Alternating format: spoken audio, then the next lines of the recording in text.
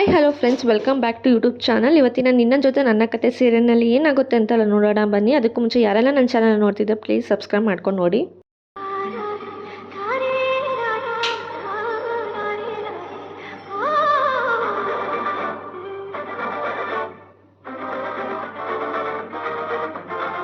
ಬೆಳಕಿನ ಕವಿತೆ ಬೆಳಗಿಗೆ ಸೋತೆ ಬೆಳದಿಂಗಳೇ ಮೆರವಣಿಗೆ ಹೀಗೆ ಸೆಳೆಯುವಗಳಿಗೆ ಬೆಳಕಿನ ಕವಿತೆ ಬೆಳಗಿಗೆ ಸೋತೆ ಬೆಳದಿಂಗಳೇ ಮೆರವಣಿಗೆ ಬಿಸಿಲಿಗೆ ಅಂಗಿ ತೊಡಿಸಿದ ರೀತಿ ಹಗಲಿಗಳು ನನ್ನೊಳಗೆ. ಮುನ್ಕಾಲಲ್ಲಿ ಹೆಜ್ಜೆ ಇಟ್ರೆ ಅದನ್ನ ಅಂಬೆಕಾಲ ಹೆಜ್ಜೆ ಅಂತಾರೆ.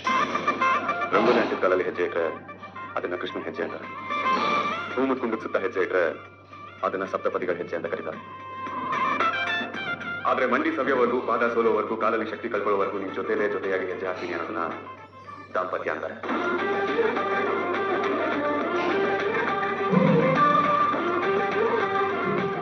ನನ್ನ ಹೆಜ್ಜೆಗೆ ಹೆಜ್ಜೆ ಆಗಿದ್ದಕ್ಕೆ, ನನ್ನ ಬಾಳ ಸಂಗಾತಿ ಆಗಿದ್ದಕ್ಕೆ, ನನ್ನ ಜೀವಕ್ಕೆ ಬೆಳಕಾಗಿದ್ದಕ್ಕೆ ಈ ಪ್ರೇಮಿಗಳ ದಿನ ಯಾವಾಗಲೂ ನನ್ನ ಜೀವನದಲ್ಲಿ ನನ್ನ ಜೊತೆ ಇರುವಂತ ಸ್ವಾಗತ ಕೊಡ್ತಿದ್ದೀನಿ.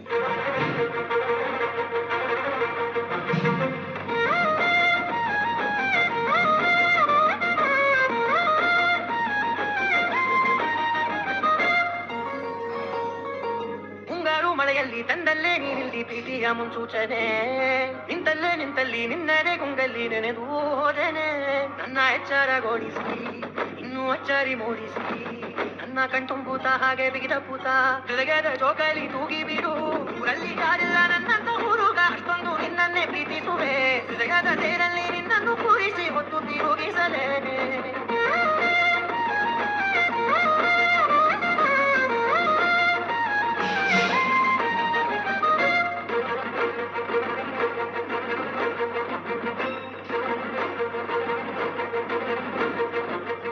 ಹೆಣ್ಣು ಕೊಡು ಕೊಟ್ರೆ ನಿನ್ನ ಮನಸಾರೆ ಒಪ್ಪಿದ್ದೀನಿ ಅಂತ ಅರ್ಥ.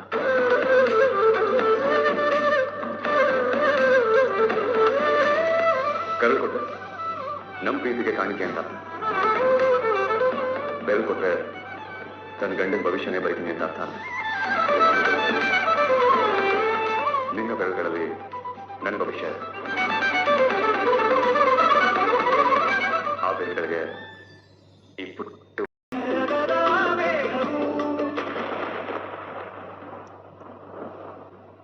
ಕಣ್ಣ ನೀರಿದು ಜಾರುತ್ತಾ ಇದೆ, ನೀನು ಇಲ್ಲದೆ ತುಂಬ ನೋವಾಗಿದೆ.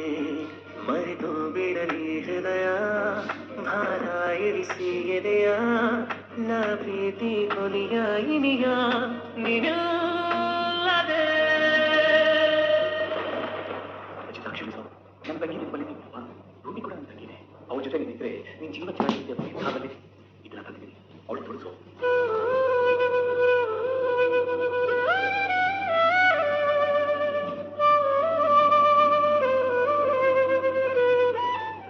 ಸಾಯ್ಬ್ರೆ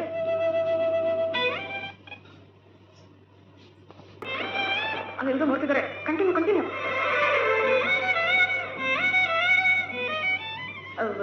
ಶ್ರಿಂಗಾಕಿ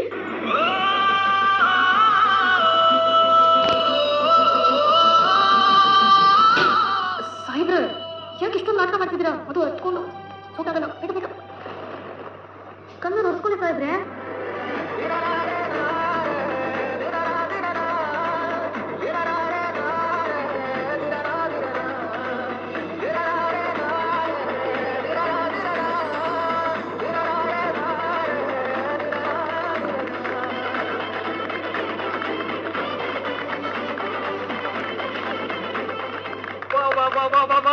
ಅಜಿತ ಏನ್ ಮಾತಾಡ್ದೆ ಕಣೋ, ನಾಳೆ ಕೊಡೋದೆ. ಅದ್ಭುತವಾಯ್ತು. ಅಲ್ಲ, ನೀನ್ ಹೆಂಡತಿಗೆ ನೀನು ಉಂಗುರ ಕೊಡೋಕ್ಕಿಂತ ನೀನು ಆಡಿದ ಮಾತೆ ಮಸ್ತ್ ಸೂಪರ್. Own pleasant surprise. ಏನ್ ನೀನ್ ಇಲ್ಲಿ ಹಾಗನೆ ದೇವ್ರ ಕಷ್ಟಕತ್ತ ಬಂದಿದ್ದಾವಿಲ್ಲ, ನೀನೇನೋ ಅನ್ಕೋಬೇಡ. ಅದೇ ನಾವೇನ್ ಅನ್ಕೋಬೇಕು? ಏನೋ ನಿನ್ ಬಗ್ಗೆ ತನಿಖೆ ಮಾಡೋದಕ್ಕೆ ಬಂದಿದೀವಿ ಅಂತ ಹಾಗೆಲ್ಲ ಯೋಚನೆ ಮಾಡ್ಬೇಡ ಅಂದೆ. ಹಾಗೆಲ್ಲ ಏನ್ ಯೋಚನೆ ಮಾಡಲ್ಲ ನಾನು. ಅಷ್ಟಕ್ಕೂ ನಮ್ಮ ಬಗ್ಗೆ ತನಿಖೆ ಮಾಡೋದಕ್ಕೆ ಏನಿದೆ? ಹಾಗೇನಾದ್ರೂ ಇದ್ರೆ ಅಂಜನನ್ ಕೇಳಿ. ಅಲ್ಲ, ಇದ್ರಲ್ಲಿ ಅಂಜನ್ ಏನಕ್ಕೆ ಕೇಳ್ತಿದ್ಯಾ? ಉಯ್ಯೋ ಗಾಯಕ್ಕೆ ಉಪ್ಪು ಹಚ್ಚಿದ್ರು ಅನ್ನೋ ಹಾಗೆ. ಇಂಥ ಸೂಕ್ಷ್ಮ ಬುದ್ಧಿ ಎಲ್ಲ ಇವಳು ಎಲ್ಲಿಂದ ಬರ್ಬೇಕು? ನಾವು ನೋಡೋಣ, ಇವ್ರು ಬೇಕಾದ್ರೆ ಆಮೇಲೆ ಬರ್ಲಿ. ಅಯ್ಯೋ ಆಮೇಲೆ ಏನೂ ಇಲ್ಲ ಸಾಹೇಬ್ರೆ, ನಾವು ಬಂದ್ ಕೆಲಸ ಆಗಿದ್ರೆ ನಾನು ಅವ್ರ ಜೊತೆ ಹೊರಡ್ಲಾ? ಎಲ್ಲ ಹೋಗಿತ್ತು, ನೀನು ಹೋಗಿ ಹುಷಾರು. ಒಂದು ನಿಮಿಷ ಅದು ಇನ್ನೊಂದು ಗಿಫ್ಟ್ ಕೊಟ್ಬಿಡು. ಒಟ್ಟಿಗೆ ಇಷ್ಟೊಂದು ಸರ್ಪ್ರೈಸ್ ಕೊಟ್ರೆ ಪಾಪ ಭೂಮಿ ಸಿಗ ತಡಿಬೇಕಲ್ಲ, ಅದನ್ನ ನಾನು ಭೂಮಿ ಇಬ್ರಿ ಒಟ್ಟಿಗೆ ಇರ್ಬೇಕಾದ್ರೆ ರೂಮ್ ಮಾಡ್ಕೊಡ್ತೀನಿ. ಸರಿ ಇನ್ನೇನು ಸರಿ ಸರ್ಪ್ರೈಸ್. ಒಂದು ನಿಮಿಷ. ಡೆಕೋರೇಷನ್ ಪೇಮೆಂಟ್ ಕ್ಲಿಯರ್ ಮಾಡಬೇಕು. ನೀವಿದ್ರೆ ಸ್ವಲ್ಪ ಚೌಕಾಸಿ ಮಾಡಿ ಪೇಮೆಂಟ್ ನ ಕಡಿಮೆ ಮಾಡ್ತೀರಾ, ನಮಗೆ ಹೊಸಬ್ರು ಗೊತ್ತಿಲ್ವಲ್ಲ. ಇರ್ಬೇಕಾ? ಸರಿನಪ್ಪ, ನೀವಿಬ್ರು ಇದ್ದು ಆಮೇಲೆ ಬನ್ನಿ, ನಾವೆಲ್ಲರೂ ಹೋಗಿರ್ತೀವಿ. ಸರಿನಾ ಭೂಮಿ? ಬಾ ಹೋಗೋಣ, ಬೇಗ ಬನ್ನಿ.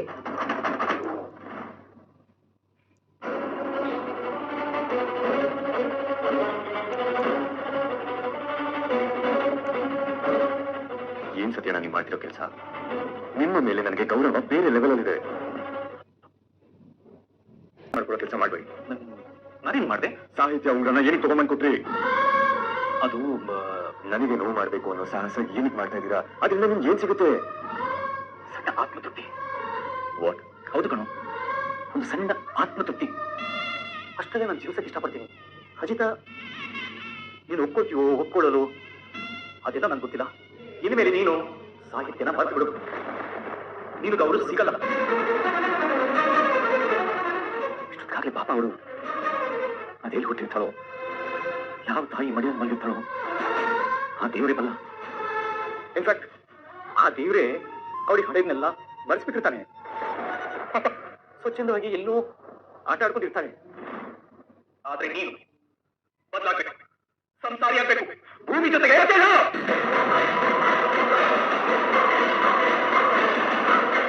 ಸಾಹಿತ್ಯ ಜಾಗನ ಬೇರೆ ಯಾರು ತಗೊಳ್ಳೋದಕ್ಕಾಗಲ್ಲ. ಅದು ಭೂಮಿ ಮಾತ್ರ ಅಲ್ಲ, ಇಡೀ ಭೂಮಂಡಲದಲ್ಲೇ ಆ ಜಾಗ ಯಾರಿಗೂ ಹೋಗಲ್ಲ. ಸಾಹಿತ್ಯ ಇಲ್ಲ ಅಂತ ನೀವ್ ಅನ್ಕೊಂಡಿರ್ಬೋದು, ಅಂದ್ರೆ ನಾನು ಆಡೋ ಉಸಿರಲ್ಲಿ, ಬಡಿಯೋ ವೃತ್ತಿಯಲ್ಲಿ, ಹದಿಯೋ ರಕ್ತದಲ್ಲಿ ಬೆರ್ತೋಗಿದ್ದಾಳೆ ಅವಳು. ದಯವಿಟ್ಟು ಫಾರ್ ಗಾಡ್ ಸೇಕ್ ಸತ್ಯನ ಈ ತರ ಚೀಪ್ ಗಿಮಿಕ್ಸ್ ಗಳನ್ನ ಟ್ರೈ ಮಾಡಿ ನನ್ನ ಕಣ್ಣಲ್ಲಿ ಚಿಕ್ಕವರಾಗಬೇಡಿ. ನಿಮ್ಗೆ ನೋವು ಮಾಡೋ ಉದ್ದೇಶ ನಂದಲ್ಲ, ಅದೇ ನನಗೆ ನೋವು ಮಾಡಬೇಡಿ ಅಂತ ಕೇಳ್ಕೊತಿದ್ದೀನಿ. ಇದನ್ನೇನಿದೆ? ಸಾಹಿತ್ಯಕ್ಕೆ ಸಂಬಂಧಪಟ್ಟಿರೋದೇನಾ?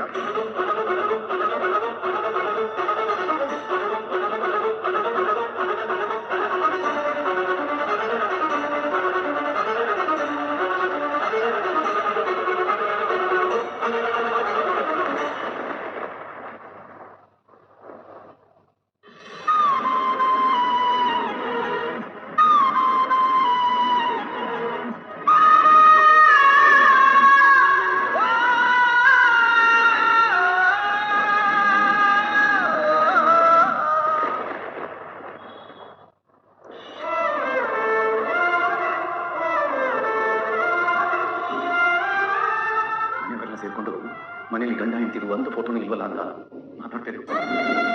ಆ ಗೊಂದಲಕ್ಕೆಲ್ಲ ಬೆಳೀತಾರೆ ಬೇಡಿ ಅಂತ ಹೇಗೆ ಮಾಡಿದೆ? ಇದರಲ್ಲಿ ತಪ್ಪೇನಾದ್ರೂ ಆಗಿದ್ರೆ ದಯವಿಟ್ಟು ಕ್ಷಮಿಸ್ಬಿಡಪ್ಪ.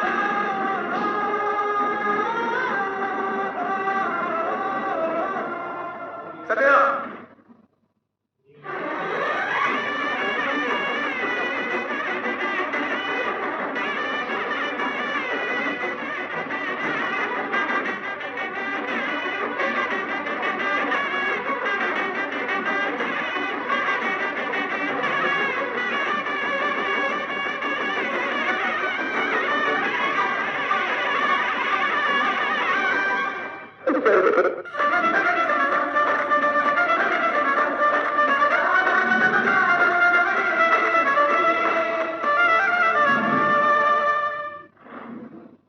ಅಪ್ಪು ಸತ್ಯನೇ ಬೇಕು ಅಂತ ಪ್ಲಾನ್ ಮಾಡಿರೋದು. ಅಲ್ಲಿ ಮಾಡಿದ ಅರೇಂಜ್ಮೆಂಟ್ಸ್ ಕೂಡ ಅವಂದೇ ಅಂತ ಅನಿಸ್ತಾ ಇದೆ. ಜೊತೆಗೆ ನಾ ಅದನ್ನೆಲ್ಲ ನೋಡಿದ್ರೆ ಬೇಜಾರ್ ಮಾಡ್ಕೊಂಡು ಅಜಿತ ಬಿಟ್ಬಿಡ್ತೀನಿ ಅನ್ನೋ ನಂಬಿಕೆ ಬೇರೆ. ಅವ್ನಿನ್ನೂ ಈ ಅಂಜನ ಬಗ್ಗೆ ಗೊತ್ತಿಲ್ಲ. ದೆವ್ವ ಹಿಡ್ದಾಗ ಹಿಡ್ಕೋತೀನಿ, ನೋಡ್ತೀನಿ. ಅಂಜು, ನಾವ್ ಆ ಭೂಮಿನ ಮನೆಯಿಂದ ಓಡಿಸ್ಬೇಕು ಅಂತ ಅನ್ಕೊಂಡ್ವಿ. ಅದಕ್ಕಿಂತ ಮೊದಲು ಆ ಸತ್ಯ ಈ ಮನೆಗೆ ಬರ್ತಿರೋ ಹಾಗೆ ಮಾಡ್ಬೇಕು. ಅವ್ನು ಇರೋವರೆಗೂ ಈ ತರ ಮನೆಯೊಳ ಐಡಿಯಾಗಳನ್ನ ಮಾಡ್ತಾನೆ ಇರ್ತಾನೆ.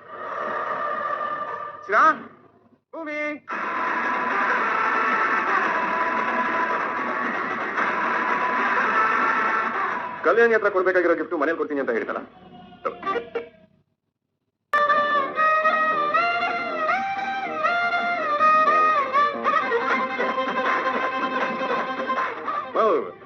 ಚೆನ್ನಾಗಿದೆ ಫೋಟೋ, ನಾನು ನನ್ನ ಹೆಂಡತಿ. ಕೇಳ್ತಿಯಲ್ಲೋ, ಮುದ್ದಾಗಿದೆ ಜೋಡಿ.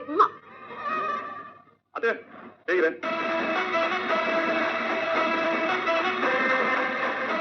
ಒಂದು ನಿಮಿಷ ಇಟ್ಬೇಕು. ಇನ್ನೊಂದು ಫೋಟೋ ಇದೆ, ಇದಕ್ಕಿಂತ ಚೆನ್ನಾಗಿದೆ. ಅರೆ ಎಷ್ಟು ಚೆನ್ನಾಗಿದೆಯಾ ಫೋಟೋ.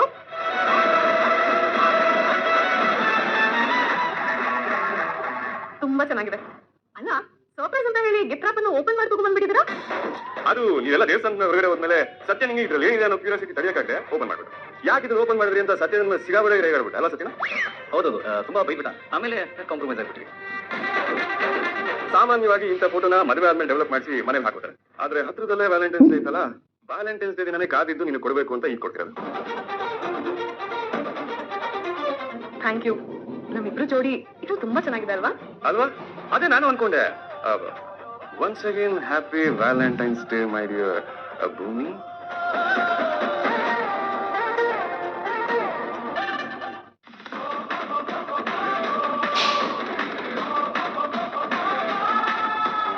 ಬಾ, ಇದು ನನ್ನ ರೂಮಲ್ಲಿ ಎಲ್ರಿಗೂ ಕಾಣಿಸತ್ರ ಒಂದು ಜಾಗ ನೋಡಿ ಅಲ್ಲಿ ಹಾಕೋಣ. ಮಾ, ನಾವು ಹೋಗ್ತೀವಿ. ಆಯ್ತಪ್ಪ, ಹುಷಾರು.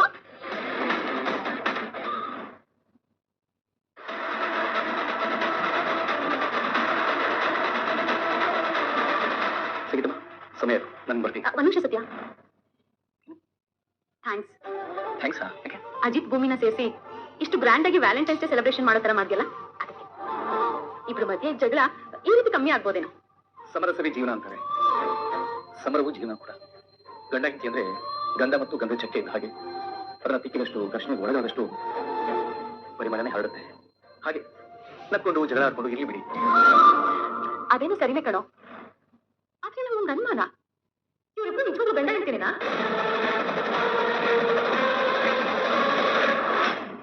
ಅಯ್ಯೋ, ನಿಮ್ಗೆ ಯಾಕಮ್ಮ ಈ ತರ ಅನುಮಾನ ಇಕ್ಕಿದ ಹಾಗೆ? ಅಲ್ವಾ ಸತ್ಯ, ಲವರ್ ಕೊಟ್ಟು ಉಂಗ್ರನ ಹೆಂಡತಿಗೆ ಹಾಕೋದ್ ಸರಿನಾ? ಅಲ್ಲ, ಹೇಳಿದ್ರೆ ಅದಕ್ಕಿಂತ ಚೆನ್ನಾಗಿರೋ ಬೇರೆ ಉಂಗ್ರನ ತರ್ತಿದ್ನಲ್ಲ. ಅದ್ ಸರಿನೇ, ಆದ್ರೆ ನಾನು ಇದೊಂಥರ ಥೆರಪಿ ಕೊಡಬೇಕಿತ್ತು. ಏನ್ ಥೆರಪಿ? ಮನೋಥೆರಪಿ. ಆ ಉಂಗ್ರನ ನೋಡಿದಾಗೆಲ್ಲ ಅವನಿಗೆ ಸಾಹಿತ್ಯ ನೆನಪಾಗಬೇಕು. ಇನ್ಮೇಲೆ ಆ ಉಂಗ್ರ ನೋಡಿದಾಗೆಲ್ಲ ಭೂಮಿ ನೆನಪಾಗಬೇಕು. ಅದಕ್ಕೆ ನಾನೇ ಎಕ್ಸ್ಚೇಂಜ್ ಮಾಡ್ಬಿಟ್ಟೆ. ಸತ್ಯ, ನಿನಗಿದು ಸರಿ ಅನ್ನಿಸ್ತಾ? ಈ ವಿಷಯ ಭೂಮಿ ಗೊತ್ತಾದ್ರೆ ಅವಳು ಏನ್ ಅನ್ಕೊಳ್ಳಲ್ಲ? ಯಾರಿಗೋಸ್ಕರನೂ ತಗೊಂಡಿರೋ ಉಂಗ್ರನ ನನಗ್ ಹಾಕಿದ್ದಾರೆ ಅಂತ ಬೇಜಾರ್ ಮಾಡ್ಕೊಳ್ಳೋದೇನು? ಅಕಸ್ಮಾತ್ ಅದು ಸಾಹಿತ್ಯ ಉಂಗ್ರ ಅಂತ ಗೊತ್ತಾದ್ರೂ ತುಂಬಾ ಪ್ರೀತಿಸೋರ್ಗೋಸ್ಕರ ತಗೊಂಡು ಉಂಗ್ರನ ನನಗೆ ಕೊಟ್ಟಿದ್ದಾರೆ. ಹಾಗಾಗಿ ನನ್ನನ್ನು ಅಷ್ಟೇ ಪ್ರೀತಿ ಮಾಡ್ತಾರೆ ಅಂತ ಅವಳು ಅನ್ಕೋತಾರೆ. ಇಲ್ಲ, ಹಾಗನ್ಸೋ ಹಾಗೆ ನಾನೇ ಮಾಡ್ತೀನಿ. ಸತ್ಯ, ರಾಮ ಸೀತೆ ಮಧ್ಯೆ ರಾಮ ಸೇತು ಬ್ರಿಡ್ಜ್ ಆಗೋದಿಲ್ಲೋ? ಹಣೆ ಬರಹ ಮಾಡ್ಲೇಬೇಕಲ್ಲ. ಅದಾಗೆ ಆ ಜೋಡಿಗೋಸ್ಕರ ನಾವು ಇನ್ನೊಂದು ಕೆಲಸ ಮಾಡಬೇಕು. ಕೆಟ್ಟವನಾದ್ರೂ ಪರವಾಗಿಲ್ಲ. ಏನುವುದು? ಅದೇನು ಅಂದ್ರೆ,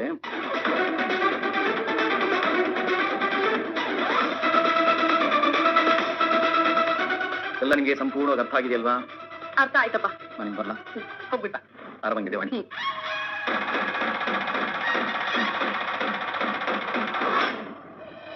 ಇವತ್ತಿನ ಸಂಚಿಕೆ ಇಲ್ಲಿಗೆ ಮುಕ್ತಾಯ ಆಯಿತು. ನಾಳಿನ ಸಂಚಿಕೆಯಲ್ಲಿ ಏನಾಯಿತು ಅಂತ ನೋಡೋಣ. ಅಲ್ಲಿವರೆಗೂ take care, bye bye. Thanks for watching.